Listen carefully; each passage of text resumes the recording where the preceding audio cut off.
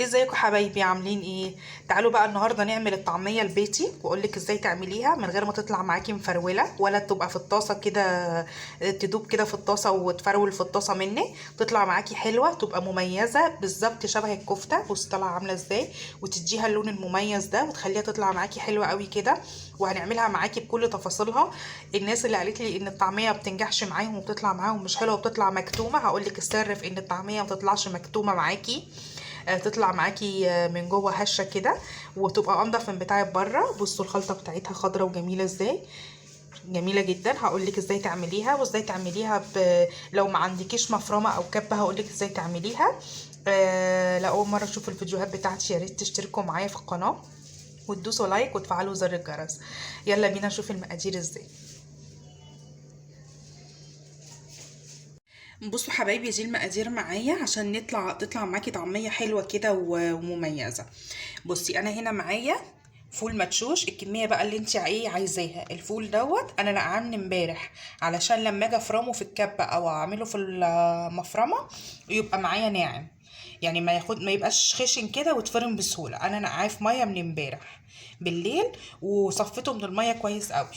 معايا هنا بقى ايه الخضره بتاعتها، كزبره وبقدونس وشبت.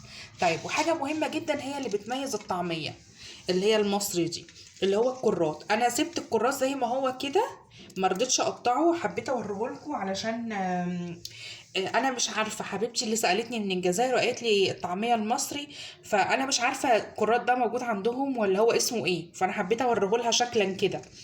ماشي. دوت اسمه عندنا في مصر اسمه الكرات. الكرات دوت هنجيب منه حزمه على الطعميه، لازم يتحط مع الطعميه، هو اللي بيديها لون اخضر وبيديها طعم مميز يعني. وقلنا الخضره شبت وبقدونس وكزبره. ماشي. طيب ومعايا ايه هنا بقى تاني؟ قرن فلفل. انت عايزه تشيليه مفيش مشكله، احنا هنعملها في البيت بقى فنطعمها تبقى مميزه عن بتاعه بره يعني. وتوم. ومعايا هنا بصلايه كبيره. ماشي. والتوابل بتاعتي مش هحط غير ملح وكمون وفلفل اسود. ماشي، مش هحط غير دول بس. انا دلوقتي هروح افرمهم في المفرمه. طيب ما عنديش مفرمه في الكبه، ما عنديش كبه في المطحنه بتاعه الخلاط، شويه شويه اطحنيها مرتين، يعني خدي الخليط كله. انا هقطع الخضره معاكم. بصوا يعني انا هقطع الخضره تقطيع عشوائي لان كده كده هفرمها في الكبه.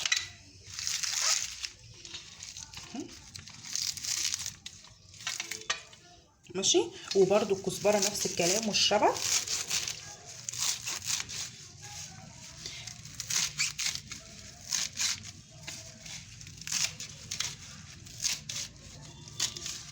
اهو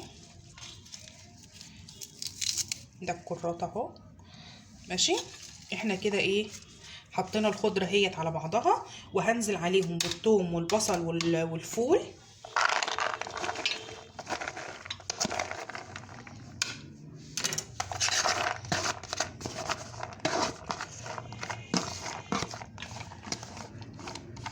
اهو كده الفول اهو. ماشي. وهنزل بكل المكونات بتاعتي على بعضها وهقلبها مع بعض.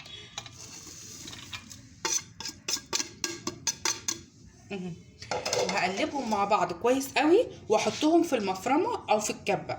طيب ما عنديش مفرمه او ما عنديش كبه، هنحطهم معاكي، هتحطيهم في المطحنه بتاعه الخلاط في شويه شويه بقى على يعني على مهلك. وما تزوديش بقى فيهم ميه خالص عشان ما تفكش منك الطعميه لما تيجي تعمليها. انا هروح افرمهم وهاجي اوريكم دلوقتي شكلهم لما يجي يتعملوا هنقليها مع بعض. بصوا حبايبي انا فرمتها خالص اهو، خليتها ناعمه، خدتها وشين في المفرمه. ماشي ونعمتها. طيب بصوا بقى انا بحب اعمل حاجه مع الطعميه، انت ممكن تقليها كده، خلاص احنا فيها كل حاجتها وممكن تقلي على كده. بما ان احنا عاملينها في البيت فانا حابه ان احنا يعني نعملها تبقى مميزه كده وحلوه. فانا معايا خلطه كفته، كيس خلطة كفتة من بتاع مايوية اهو. اي خلطة كفتة عندك. انا بحب احط لها خلطة الكفتة يا جماعة عبارة عن توابل، ما فيهاش اي حاجة، هي توابل. فانا هحط لها معلقتين او 3 كده. ماشي. هعملهم ايه، هقلبهم فيها كويس قوي، بيدوها ريحة حلوة وبتبقى طعمها حلو. طبعا هو بره مش هيعمل لك كل دوت، ولا هيغسل الخضره كتير كده ولا الكلام ده. ماشي. انا بقى ايه هقولك بقى ايه على التكايه اللي بتخلي معاكي الكفته ما تطلع الكفته، هي فعلا كفته يا جماعه صدقوني. اللي يخلي معاكي الطعميه ما تطلعش مكتومه. ماشي. تقولك انا بعمل الطعميه وتطلع معايا مكتومه في البتاع. طيب احنا هنعمل ايه؟ بصي انا مثلا عملت كميه كبيره اهوت، هاخد منها شويه مثلا ايه على قد ما انا عايزه اللي هقليهم مثلا. ماشي. هعمل مثلا دول هشيلهم زي ما هم في التلاجة، واحطهم في علبة او حاجة، واحط عليهم على وشهم استرتشاية او كيس بلاستيك نظيف علشان ما تنشفش وتغير ولونها يسود كده شوية.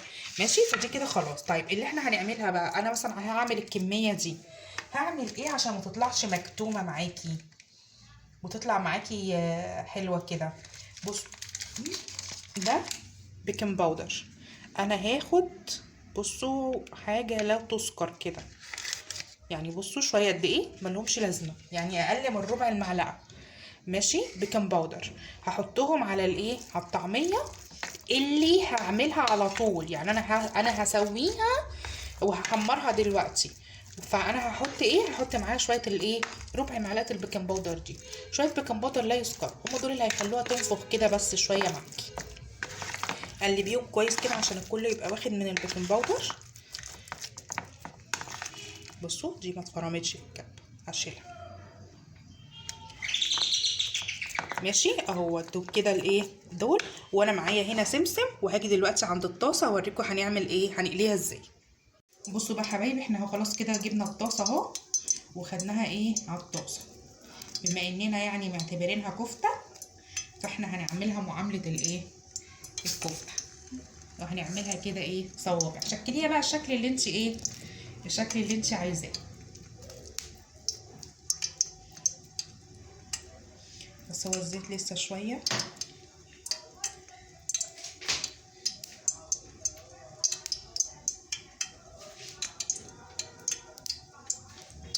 ابتدى الزيت يشد. طيب عايزين نعملها بقى ايه زي اللي بنشتريها من بره، اوريكي ده واوريكي ده. بصي انت انا عملتها كده اهو، وبالايد التانية مبلوله هحطها في السمسم كده، واقوم حاطه الطعميايه ايه عليها. ماشي. بصي اقلبي الطعميايه خدت الايه السمسم كله. ماشي. واقليها في الايه في الزيت. اوريكي واحده تاني اهو، خدت الكميه حطيتها على الايه على الطعميه على ايديا اهي، عملتها قرص، وهبل ايدي الناحيه التانية بالسمسم واحط الطعميايه على الايه على السمسم اهي، شايفاها اهي. وهنقلي في الطاسه. انا هخلص الكميه كلها وهعملها واوريكي بقى ايه شكلها في الاخر وهي ايه مستويه. عايزه تعملي لها حشوه اللي هي القوطه وبصل وفلفل، تقطعيهم زي السلطه وتعمليهم كده مفيش مشكله، بس انا حاسه كده يعني ان هي كده هي فيها كل حاجتها، فيها البصل وفيها الفلفل وفيها خلطه الكفته، يعني هتطلع معاكي حلوه ان شاء الله. بصي ما فكتش في الطاسه ولا فرولت ولا حاجه خالص، وريحتها رائعه يا جماعه. ريحتها الثوم والبصل احنا حاطين فيها خضار حلو جدا.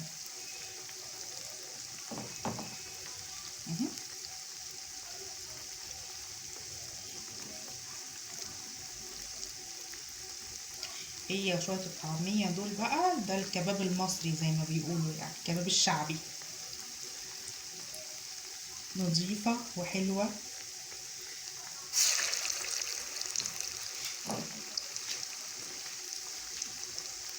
انا هخلص الكميه كلها واعملها وهاجي اوريكي بقى ايه شكلها في الاخر ولما تستوي. بس انا حبيت اوريكي بس في الطاسه انها مش ما فكتش يا جماعه ولا فرولت ولا حاجه خالص. اهو حبايبي بصوا بعد ما عملناها طالعه جميله ولونها شبه الكفته بالظبط. وبصوا السمسم فيها لزق فيها ما وقعش منها خالص ازاي اهيت.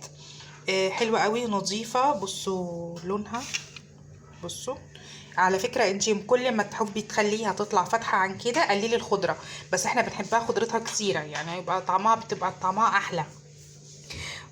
ودي الطعمية بتاعتي. لأول مرة تشوفوا القناة يا ريت تدوسوا معايا لايك وتشتركوا معايا في القناة وتدوسوا على كلمة الاشتراك بالأحمر وتفعلوا زر الجرس علشان يوصل لكم كل جديد.